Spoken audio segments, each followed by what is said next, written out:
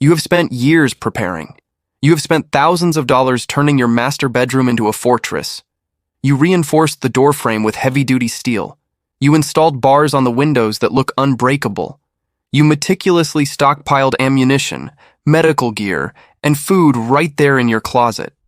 When you lay your head down at night, you feel safe. You feel like the king of your castle.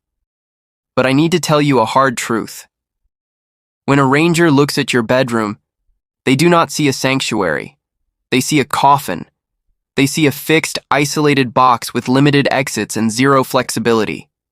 They see a trap where you are unconscious for 8 hours every single night, in the exact same spot at the exact same time. Everything about the traditional fortified bedroom concept violates the most basic fundamental principles of tactical survival in a hostile environment. And today, we are going to dismantle that illusion before it gets you killed. Why does this dangerous disconnect exist? It comes down to a fundamental difference in mindset.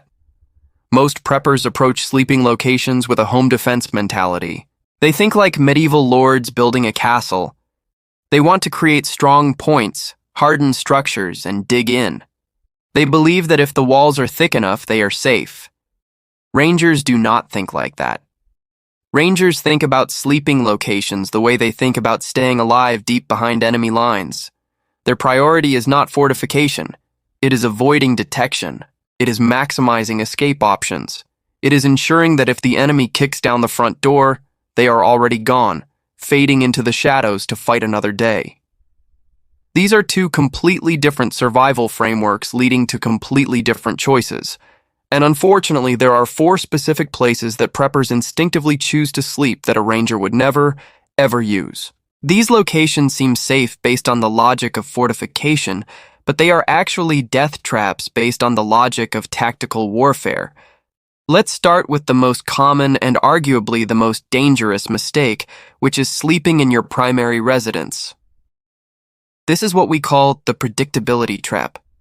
You live in your house. You have likely lived there for years. You know every creak in the floorboards, every door, every window, and every hiding spot. You have poured your blood, sweat, and money into preparing this location. It is hardened.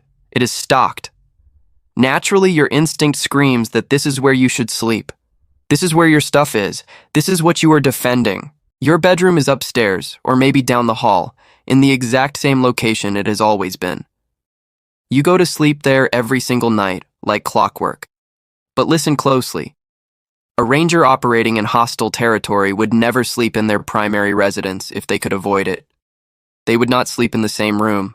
They would not sleep in the same building. They would avoid any location that is predictable or publicly associated with them. Why? Because your primary residence is the very first place anyone looking for you will search. It is the most obvious location. It is the expected location. And in a high-threat scenario, the expected location is the dead location. The problem isn't just that they know where your house is. The problem is predictability.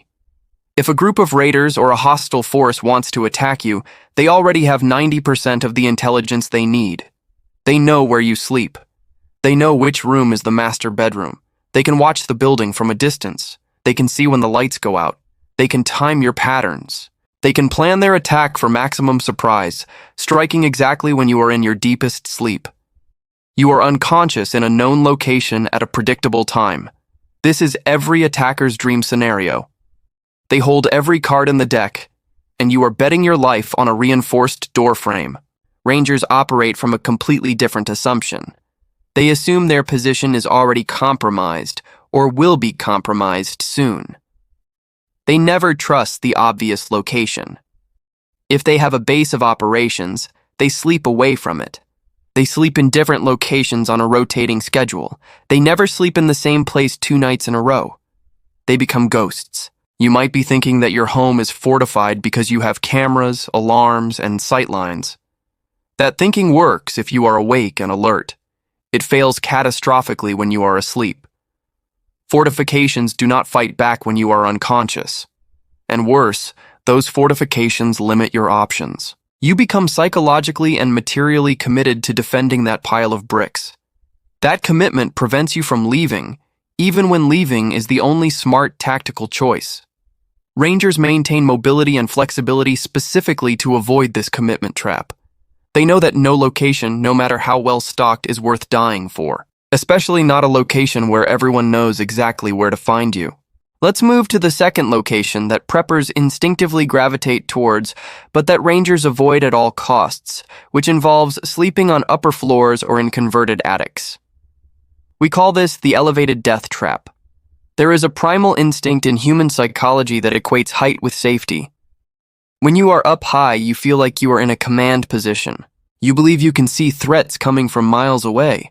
You think that anyone trying to get to you has to fight their way up a narrow staircase, giving you a massive defensive advantage. In a static siege, that might be true, but for sleeping, it is a catastrophic error. Rangers avoid upper floors for a very simple, brutal reason. The elevation that feels like an advantage is actually a massive vulnerability because it traps you above ground level with severely limited escape routes. Think about the architecture of your home. That staircase you are relying on as a defensive choke point is actually a double-edged sword. It is the only way up, but it is often the only civilized way down. If an attacker gains control of the ground floor, they don't even need to come up the stairs to fight you. They just need to hold the bottom of the staircase and wait. You are now effectively under siege in your own bedroom, cut off from your supplies, your food, and your primary exits. Or worse, consider the threat of fire. Fire rises, smoke rises. If attackers breach the ground floor and set a fire, or if an accidental fire starts while you are asleep, that staircase becomes a chimney. You are now trapped in a smoke-filled box with no way out except gravity. You might argue that you can jump from the window. But let's be tactically realistic. Jumping from a second-story window or an attic dormer is a desperate, last-resort measure, not a viable tactical option. You risk broken ankles, shattered legs, or spinal injuries. In a survival situation, a broken leg is a death sentence. And even if you land without crippling yourself, you are now injured, disoriented, and landing exactly where the enemy expects you to be, right in their kill zone on the ground level. You have traded a trapped elevated position for an exposed ground position with zero preparation. Rangers demand ground floor access with multiple redundant exits when they sleep. They need to be able to move in any cardinal direction within seconds of waking up. Upper floors physically prevent this mobility. They channel all your movement through a single predictable funnel, which is tactically unacceptable. If going up is a trap, surely going down must be safer. This brings us to the third location, the basement or underground bunker. This is the buried alive scenario. The psychological appeal of the basement is undeniable. It feels like a womb of concrete and steel. It is cool, it is solid, and it offers protection from direct fire, artillery, and aerial observation. You feel invisible down there. You have built a shelter mentality, believing that depth equals safety. But rangers look at a basement and recognize it immediately for what it is, a trap with no lateral escape. The protection you get from above comes at the terrifying cost of vulnerability from every other direction. Basements are inherently dangerous for sleeping because they are subject to the laws of physics that do not affect upper floors. Water always seeks the lowest point. In a grid-down scenario where sump pumps fail and drainage systems clog, a basement can flood with terrifying speed. You could go to sleep in a dry bunker and wake up in waist-deep freezing water, with the water level rising against the only door out. If the stairs are submerged or blocked by debris, you are simply drowning in a concrete box. Furthermore, consider the air you breathe. Basements in sealed, fortified buildings often suffer from poor air circulation. Without active ventilation systems, which require power, carbon dioxide accumulates and oxygen levels deplete. You could be suffocating slowly in your sleep, suffering from hypoxia, which causes confusion and poor decision-making, leaving you too impaired to even realize you need to evacuate. Structurally, sleeping in a basement places you underneath tons of building materials. If the house above you catches fire, collapses from an explosion, or suffers structural failure, the entire weight of the building comes down on top of you. You are sleeping under a potential landslide. The overhead protection you value so much becomes the very weapon that crushes you. Rangers need positions where the structure protects them but does not confine them. They prioritize lateral mobility, the ability to move sideways and out, over vertical fortification. They refuse to trade their ability to escape for the illusion of impenetrable walls. Whether it is the attic or the basement, any location that restricts your movement to a single point of entry and exit is not a survival position. It is a holding cell waiting for an executioner. Now we arrive at the fourth and final death trap, which is perhaps the most difficult habit for preppers to break. This is the mistake of sleeping near your primary cache or supply location. We call this the compromise cascade. Logistically, sleeping next to your stockpile feels like common sense. You have gathered your food, your water, your medical kits, and your weapons into one central, secure hub. You sleep right next to them so you can access them instantly in a crisis, and more importantly, so you can defend them from looters. In your mind, you are the guardian of the vault. But to a tactical thinker, this integration creates a catastrophic single point of failure. Rangers operate on a principle of strict compartmentalization. They never, ever sleep near their primary supply cache. Why? Because linking your body to your supplies means that if one is discovered, the other is automatically compromised. Think about the Cascade failure. If a hostile group tracks you back to your sleeping area, they have just hit the jackpot because they also found your supplies. Conversely, if they stumble upon your cache first, they simply have to wait and watch, because they know you will return to it to sleep. By tethering yourself to your gear, you have made yourself easy to hunt. Furthermore, sleeping next to your hoard forces you into a fight you might not be able to win. If attackers come for your food while you are there, you cannot retreat. Withdrawing means abandoning your supplies and starving to death later.